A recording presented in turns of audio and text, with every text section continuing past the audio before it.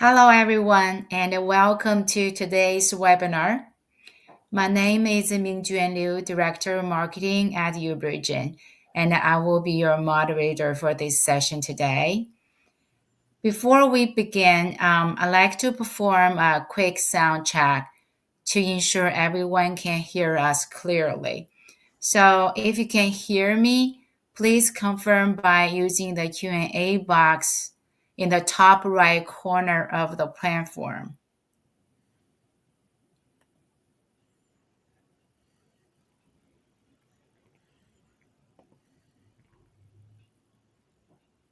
Great, thank you. I do see that it works well. Thank you for confirming. Once again, welcome to the GMP CRISPR manufacturing webinar. The webinar will cover our innovative in vitro transcription IVT-based sgRNA manufacturing platform that addresses limitations in scalability, quality control, sgRNA length, and environmental sustainability. This webinar is a part of our series on advanced therapies, development, and manufacturing. If you missed our earlier sessions on CAR-T, LVV, and RNA-LNP, you're welcome to watch the recordings on our website. Before we dive in, I'd like to quickly go over a few logistics that's also showing on the slide. So during the webinar, all attendees will be on mute. We encourage you to ask questions at any time by using the Q&A box in the top right corner of your screen. We will hold the Q&A session after the presentation to address as many of your questions as possible. So now it's my pleasure to introduce the webinar speaker today, Dr. Scott Patterson. Scott is a PhD-trained molecular and cell biologist with over 17 years of experience in the biotech industry. So after roles as a senior scientist and director at two Maryland biotechs, he transitioned to the commercial sector in 2007. His expertise spans business development, corporate strategies, and focus on CRO, CDMO sectors. Scott spent 4 years at Synthego. You guys all know that it's a CRISPR tools and technologies company where he contributed to the launch of GMP sgRNA manufacturing operations. He brings extensive knowledge of the premises and challenges of clinical gene editing to the uBriGene's bioscience team. So Scott, without further ado, I will hand over to you now. Thank you. Thanks very much for that kind and thorough introduction, Mingjuan. I appreciate it. So before we get started, folks, we're going to do a quick poll. So let me see if I can do this properly. Go ahead and answer this question about GMP CRISPR pain points that you're experiencing or your team's experiencing. We'll give you about a minute or so.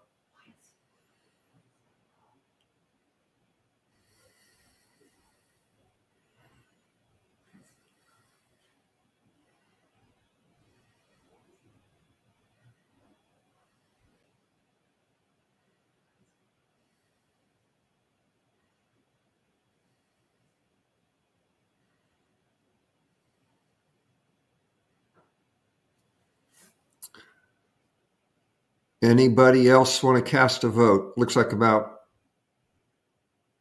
only had 4 or 5 votes. Oh, there we go. A few more coming in.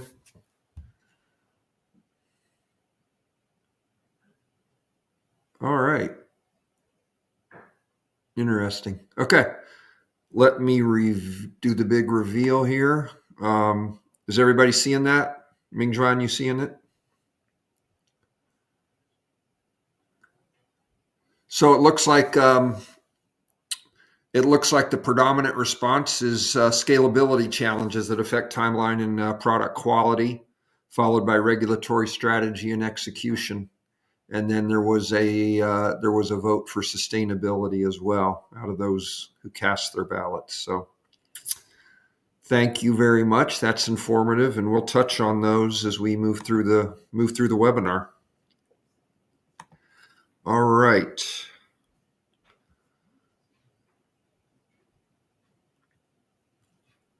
So let me hop into my slides here. Mingjuan, did you remind folks about how they can, if they don't want to see so much of my face and want to see the slides better, what they need to do? No, I haven't. Yeah, sorry. Yeah. So basically, if you see the slide too small, there in the lower right corner, there's expansion to full screen, so you can click on that. So kind of square-ish shape. Yeah, and you can also slide the left or right to enlarge the presentation too. Thank you. Thanks, Mingjuan. All right. So we'll follow this general agenda. We already did our introductions. I have, I think, 2 slides about uBriGene in general. We're fairly new to North America, so I wanted to make a quick introduction of uBriGene Biosciences. And then we'll jump right into our GMP CRISPR manufacturing platforms, and then leave time at the end to answer any questions that get submitted. So I like to start with this slide because it really is important to the culture and the way that we do business at uBriGene. We meet clients where they're at, basically. So that can be, in a preclinical, pre-GMP phase of the project where, they have a concept, but they need for us to help with process development and analytical development. And that can be around any of those 7 manufacturing platforms that we'll talk about a little bit more on the next slide. But obviously today we're going to focus mostly on our gene editing platforms. And what that enables us to do is then, build the relationship, build the credibility with the client, collaboratively get a process in place that then is very easy to streamline into GMP manufacturing for CDMO services. And then obviously all of our manufacturing platforms are accompanied by rigorous QC release testing, and you'll see some of those panels for our gene editing relevant platforms as we go through the webinar. And then we also have cryo storage and stability testing and cold chain management capabilities as well to support our clients.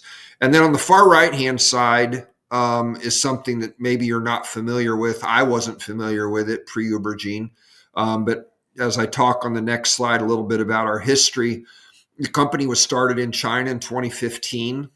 Some of the founders of uBriGene are MDs, and so we have a really, really strong alliance management network of clinical CROs, GLP tox CROs, tier 1 medical centers, and the regulatory agencies in China. And what that enables us to do is do what's called IITs, investigator-initiated trials, or help coordinate those. We don't actually manage clinical trials, but we help coordinate those investigator-initiated trials. And the value of that is to get to first-in-human data very quickly and very cost-effectively. A typical phase 1 sponsored trial is typically 2 to 4 years. One of these Chinese investigator-initiated trials is about a year to year and a half, and the cost is about a tenth of the price of an FDA-regulated phase 1 trial. So we'll probably have a webinar about that sometime in 2025, but I just wanted to put that in there that, we don't just ship the GMP materials to our clients and say, good luck with dealing with the regulatory bodies and getting your first in human data. We have a really strong regulatory affairs team that helps with IND filings and all types of regulatory submissions, as well as coordinating these investigator-initiated trials over in China, if that is something that is of interest to your team. All right, so let's go back to our manufacturing platforms. These were highlighted on the previous slide, but this is really one of the attractive features of working with the uBriGene team. Is we have everything from plasmid to cell therapy to all of the engineering assets that are related to building engineered cell therapies, from viral-based engineering to what we'll talk about today, CRISPR-based gene editing, as well as RNA LNP platforms for those who are using mRNA or sgRNA, as we'll talk about today.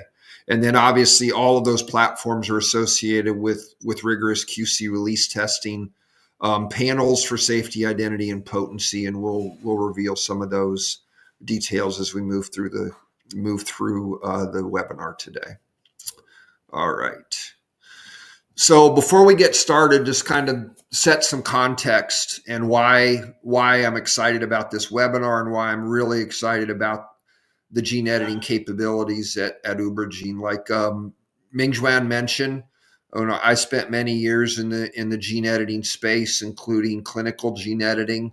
And some of the bottlenecks that we encountered with solid phase chemistry based sgRNA manufacturing are listed in this table up above.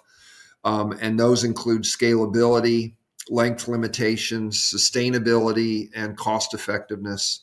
And the innovative platform that the uBriGene Biosciences team has developed, which basically leverages in vitro transcription. So typically the approach used to generate mRNAs, such as the mRNAs that were in the COVID vaccines from Pfizer and BioNTech and Moderna. Our team has figured out a way to leverage in vitro transcription to manufacture synthetic guide RNA. It's not an it's not a new concept, I should say. Sorry. That's actually how some of the early gene editors in the field generated their guide RNA, but they found that there were severe limitations with regard to stability and with regard to actual potency, especially in primary cells using this approach. But we'll talk about one or two of the innovations that the team at uBriGene has come up with in order to overcome those challenges. And in terms of those bottlenecks that have historically plagued solid phase chemistry based manufacturing approaches, the IVT sgRNA platform from uBriGene is extremely scalable. Single batch processing is typical, and that is a problem that many folks who are using chemistry based sgRNA manufacturing face. They have to do multiple runs in parallel, then do batching and pooling of the runs. And that is a nightmare from an operations perspective, a quality control perspective, a regulatory affairs perspective. Length limitations, that wasn't a big one that was mentioned in the poll, but the beauty of in vitro transcription, you all know that it was used to make, large mRNA for the COVID vaccines, and it's used routinely to make even circular RNA, which is 8 to 10 to 12 kb, and we're able to do that. Obviously, we don't get those types of requests with gene editing synthetic guide RNAs, but we have made sgRNA using this IVT approach in excess of 200 nucleotides in length, which is much longer than most applications require. The other very nice feature of this is very relevant as more and more organizations I'm finding as I go out and meet clients and meet external manufacturing, VPs and senior directors, is they are being held to very high standards, not only for their internal research and manufacturing with regard to sustainability, but they're also being told that they must enforce the same sustainability metrics on external manufacturing partners. And this process couldn't be any greener. There is zero organic waste generated using the in vitro transcription based sgRNA manufacturing platform. And then it's also incredibly cost effective when you scale up to GMP. It's not a whole lot less expensive for research grade guide RNA, but when you start scaling into engineering runs and GMP quality runs, It's much less expensive with regard to CapEx requirements and also with regard to cost of goods. And then the other big bottleneck that I've run into, Mingjuan and I both were at ASH, actually, the American Society for Hematology conference in San Diego earlier this week.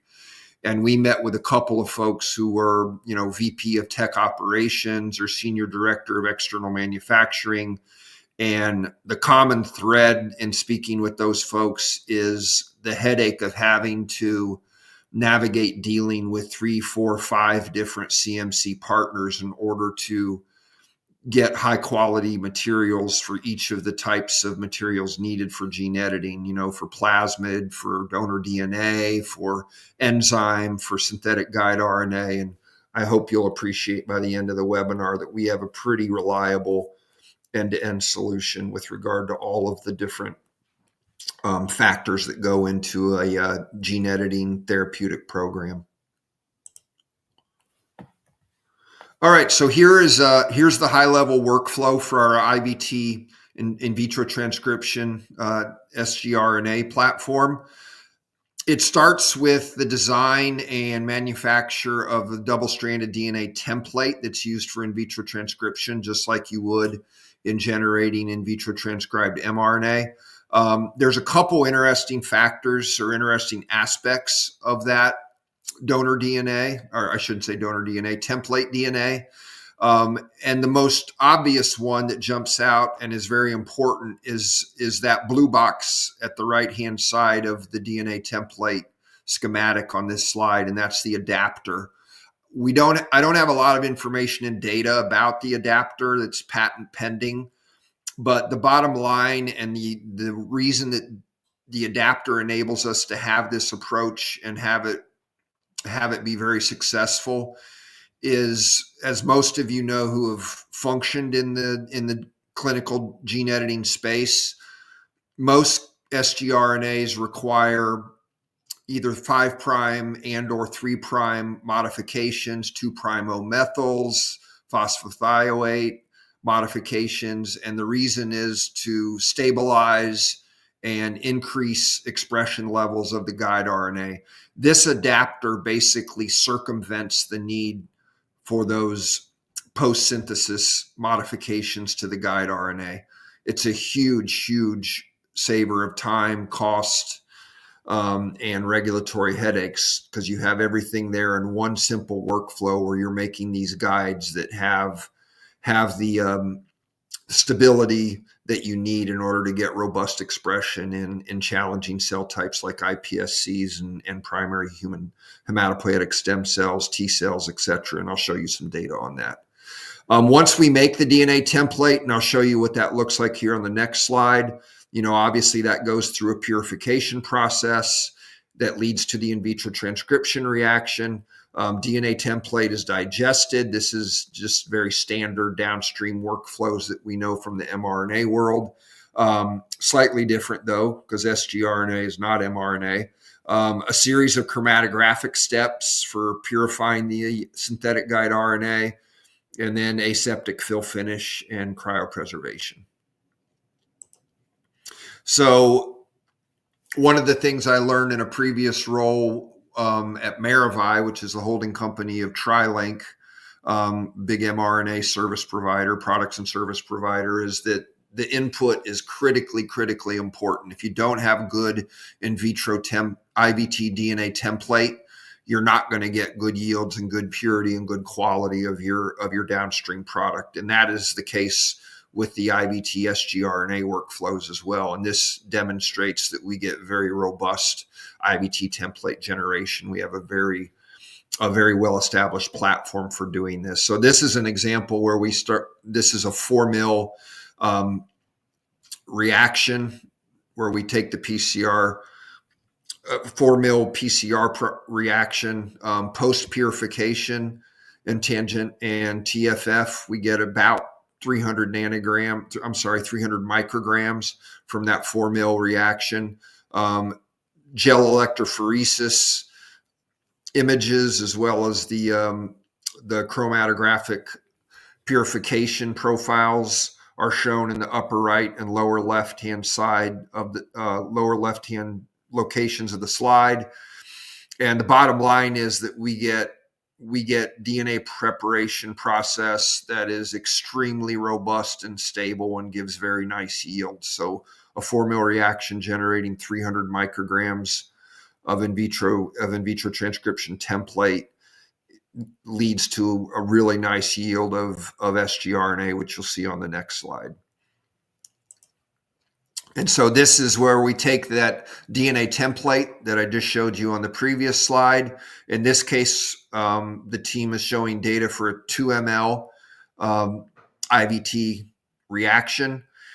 That, in this particular case, generated final product around 10 milligrams of synthetic guide RNA. Again, you can see the HPLC characterization of the sgRNA peaks pre and post purification and tangential flow filtration. And then you also see the very clean band for this 100 nucleotide guide RNA that was generated. Typically, we get what we're seeing in terms of how much DNA template, high quality IVT DNA template is needed to generate a certain amount of guide RNA, is that it's a 100 to 1 ratio. So if we start with a microgram of IVT template, we get about 100 micrograms of synthetic guide RNA. If we start with 100 micrograms, we get about 10 milligrams, as shown in this example on this slide. And our purification metrics, I think you'll see the QC panel on the next slide. I believe the cutoff is 90%, but we typically get 97, 98% plus purity of our guide RNA. So very, very high quality guide generated with this IVT sgRNA platform. And this is the QC analytics that I promised you. I'm not going to go over every box, but we do very rigorous. We have an incredibly demanding quality team that has put a terrific QMS platform in place, and we get very good outcomes for all of our platforms because of the rigorous QMS. But this is just showing the outcome of 4 independent GMP guide RNA runs, IVT guide RNA runs, and the release standards are shown over here on the right for the biochemical characterization, content characterization, and safety characterizations. And if any of you would like to dive deeper into, any of the workflow process or any of the downstream analytics that goes into this platform, we're happy to get an NDA in place and have a follow-up call to talk about the granular details of the workflow and of the analytics and how we might be able to help you.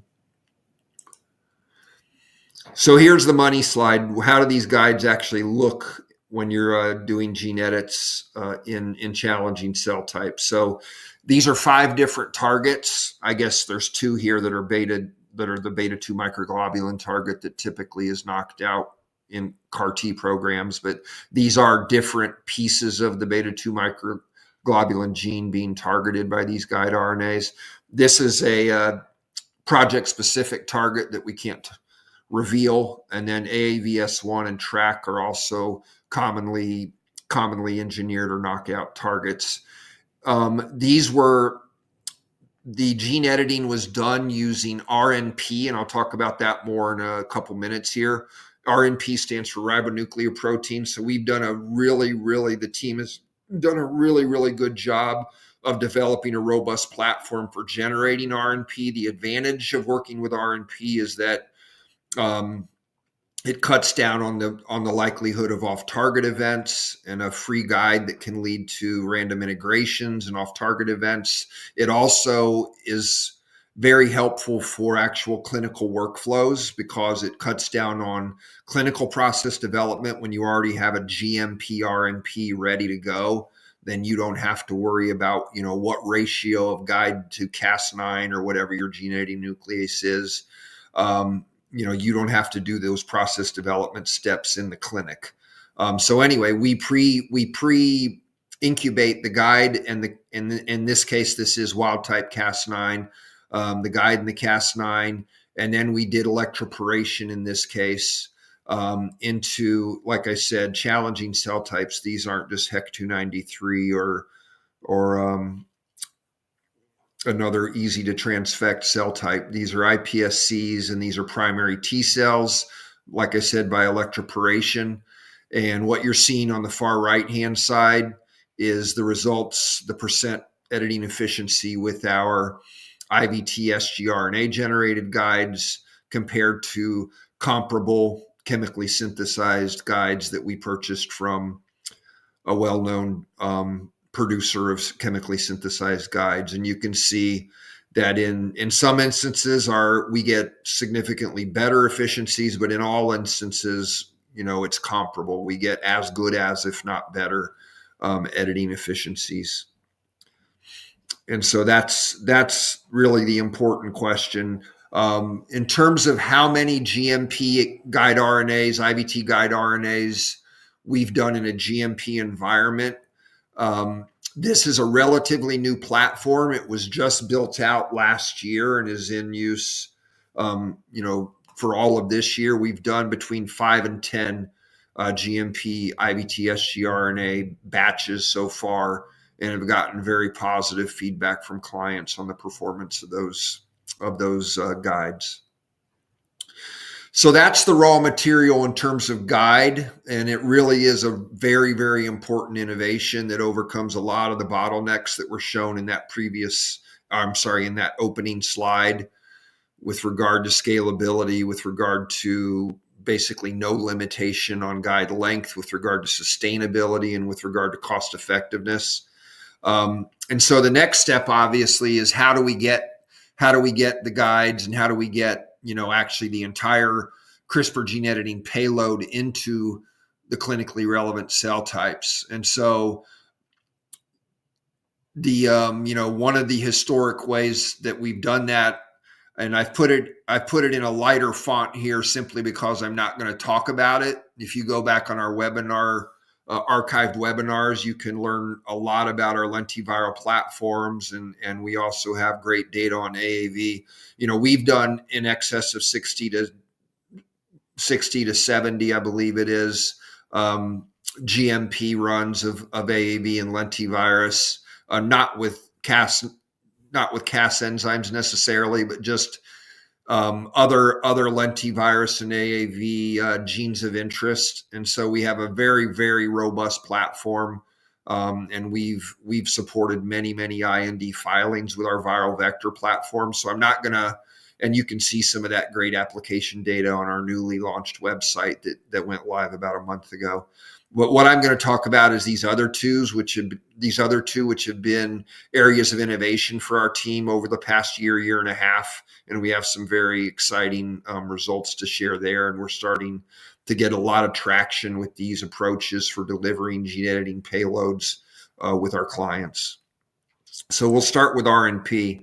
RNP, like I said in that previous slide, is the complexing of the gene editing nuclease and the guide RNA prior to introducing it to the cell type. And that starts with being able to manufacture the enzyme. So this is just a typical workflow and outcome for Cas9 manufacturing. We've also done this, as was shown, and mentioned on the previous slide. We've done this for Cas12a. What were the other ones? Cas12a, Cas13a, Cas14a. But this just gives you a very high level schematic description of the chromatographic steps, the tag removal, and then the size exclusion chromatography and filtration that goes into generating our sterile GMP gene editing enzyme product. And then application data is shown over here on the right, where we've benchmarked against some well-known commercially available Cas9 suppliers. And again, the uBriGene generated Cas9, GMP Cas9, works as well or better as these other commercial competitors. And so that's the bottom line. We're looking for a generation of this 1 kb product from the 2 kb starting material that went into the reaction.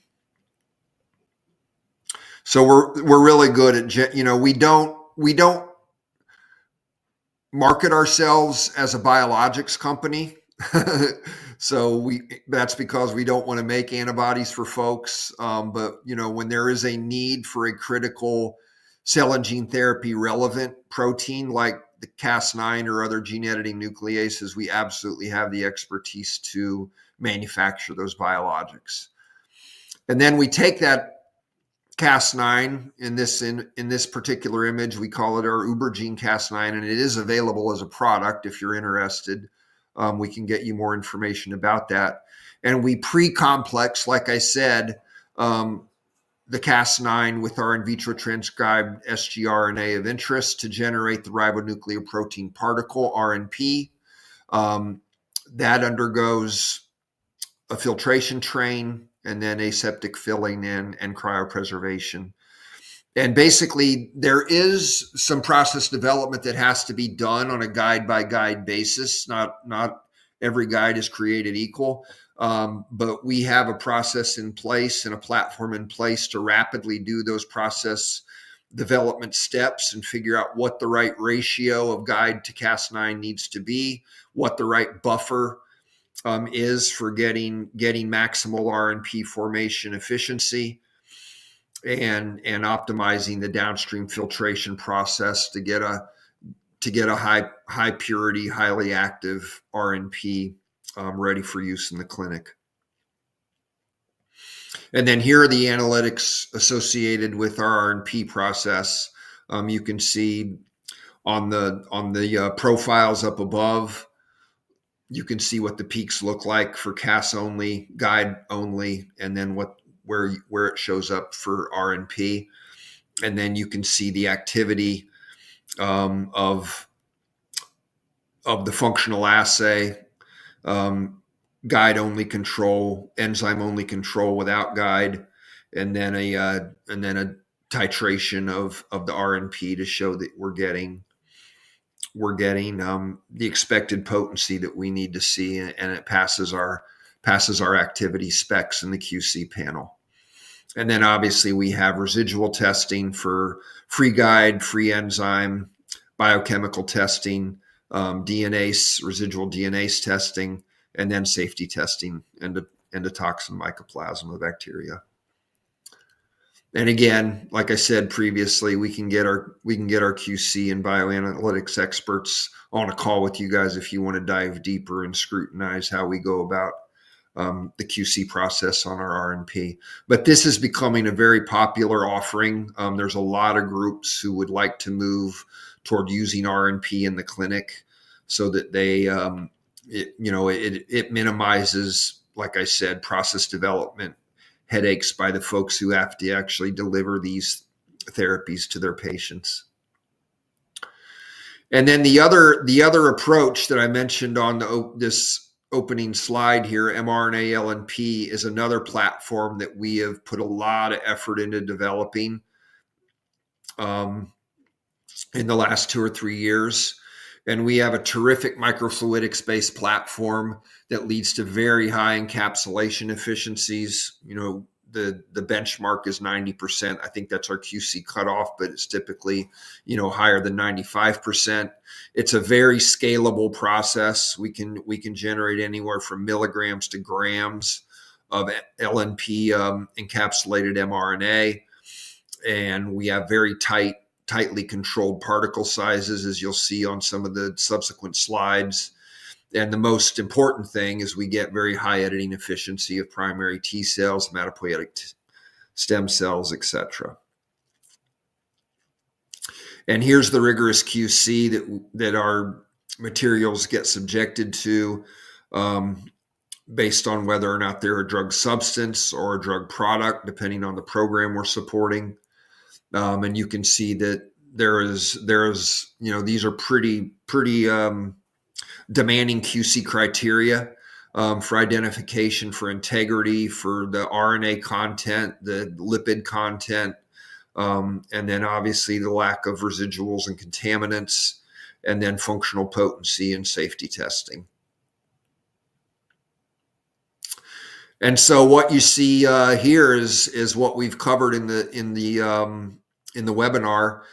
We have, and this is one of the great attributes of working with uBriGene, is we have a very nice end-to-end solution where we leverage all of our manufacturing platforms to deliver the right solution for our client. And that starts with raw material generation, shown on the left-hand side, whether it's the IVT sgRNA platform to generate guide, or our enzyme manufacturing platform to generate whatever the appropriate Cas. We could also do base editors. We could also do prime editors.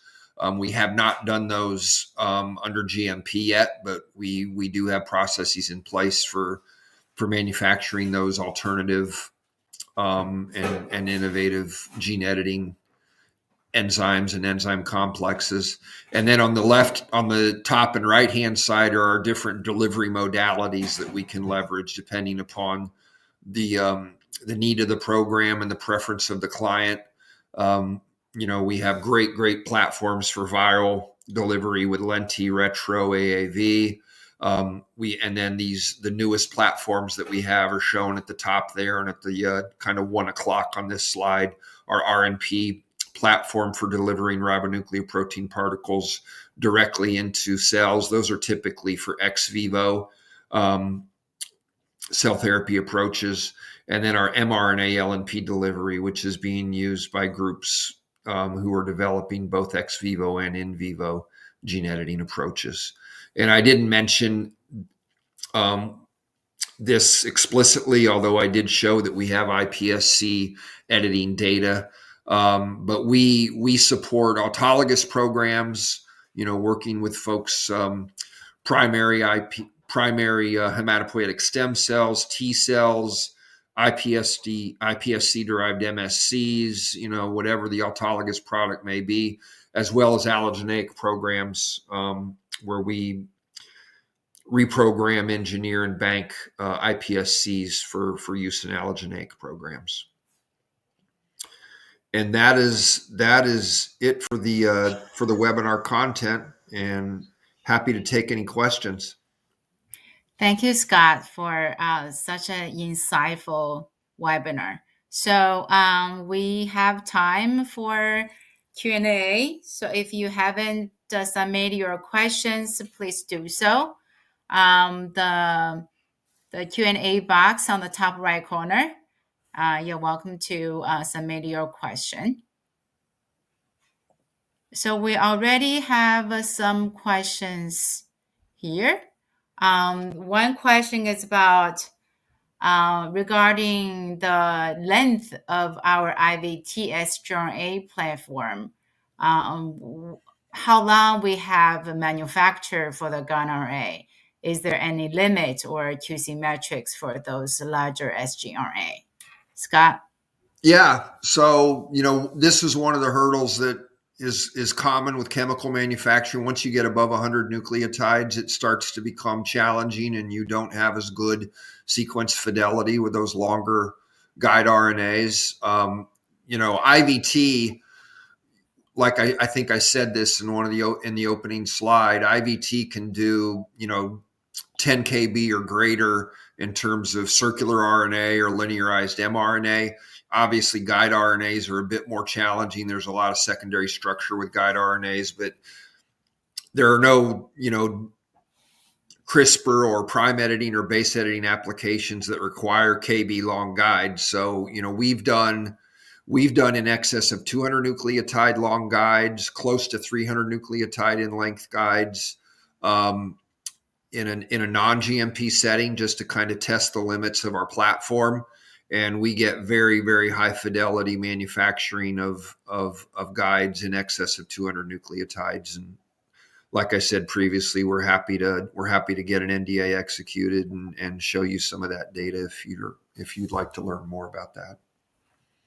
Thank you, Scott, for the information. The second question is regarding the accuracy of the sgRNA that using the IVT method. Can you comment on that?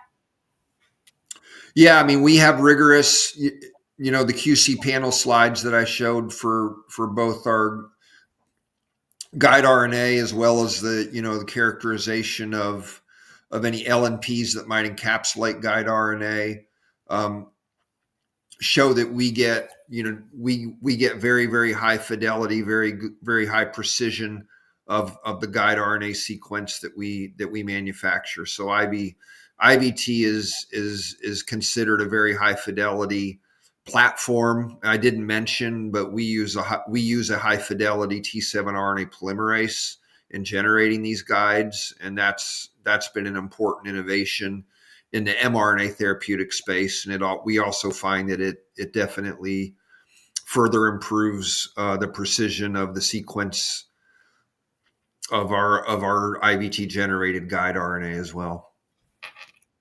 Thank you, Scott.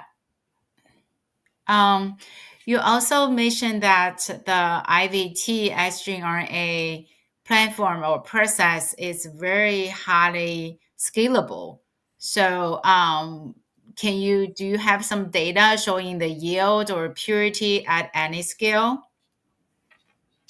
Yeah, I mean, so the data that I showed during the webinar was at I think it was a 2 mil volume to generate up to 10 milligrams, which is usually more than adequate for most process development and even IND enabling phase 1 trials. But the team has not been, we haven't entered into anything beyond IND enabling in phase 1 at this stage. We've had this platform up and running for about a little over a year. So we haven't needed to make more than that at this stage. But, based on the precedent of IVT for mRNA manufacturing and based on the expertise of our team, we can easily scale our IVT reactions to generate hundreds of milligrams, and we think even grams of in vitro transcribed synthetic guide RNA. That's wonderful. Thank you, Scott. So I have one more question here. And you mentioned that in the current in vitro transcription sgRNA, usually it causes cytotoxicity. So how about uBriGene's IVT produce sgRNA? How about the cytotoxicity? Yeah, it's a great question, Mingjuan, and whoever submitted it.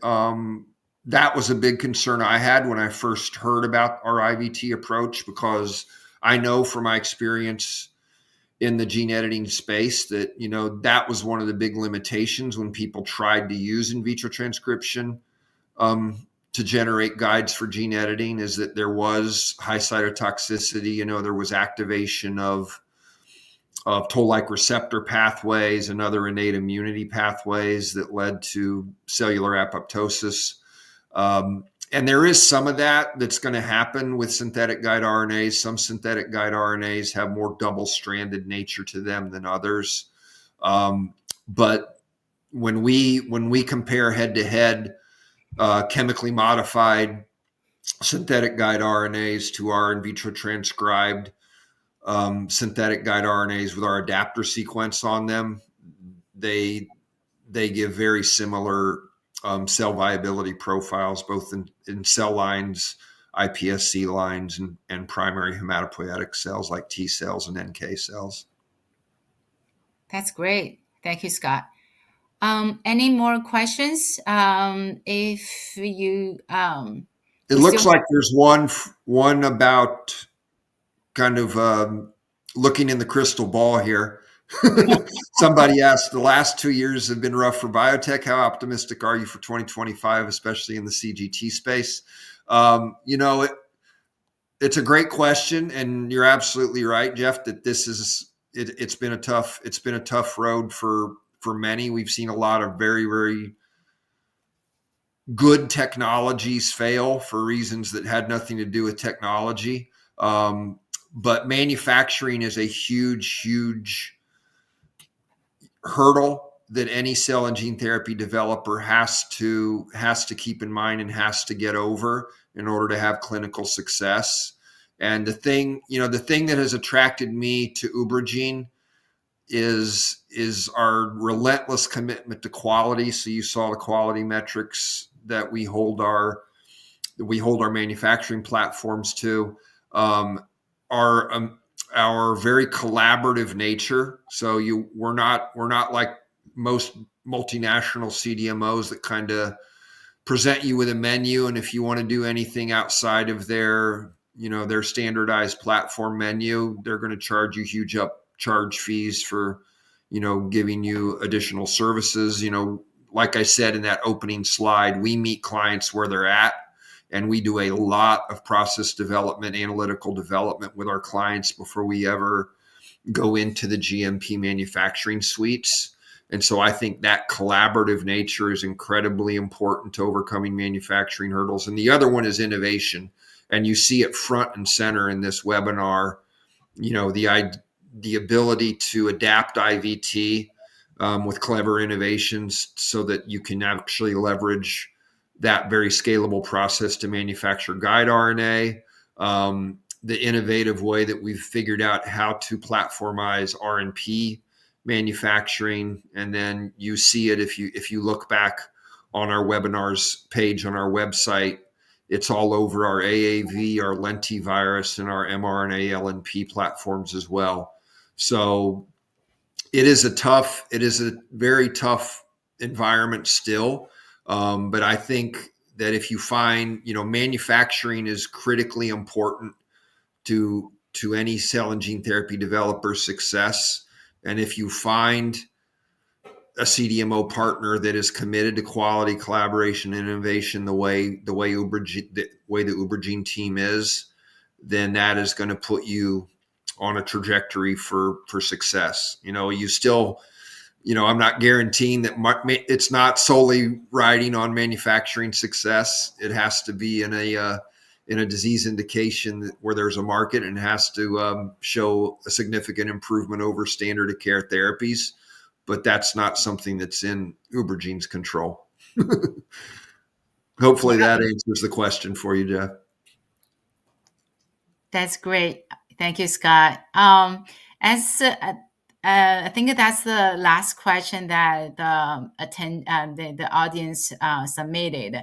So as Scott mentioned, that we just launched a brand new website, and with a lot of contents, specific information. So you are welcome to go to the website and find the corresponding details. And I mentioned earlier that we host a series of advanced therapy webinars. So please keep an eye on your inbox for information about our next session. Thank you, Scott, for such a great and informative webinar. And thank you to everyone for attending today's webinar. We really appreciate your time and engagement. So if you have any further questions and or would like more information, please feel free to reach out to us. And I think that will conclude today's webinar. Have a great rest of your day, and we look forward to seeing you at our future webinars. Thank you. Thanks, Mingxuan. Thanks, everyone. Have a great holiday.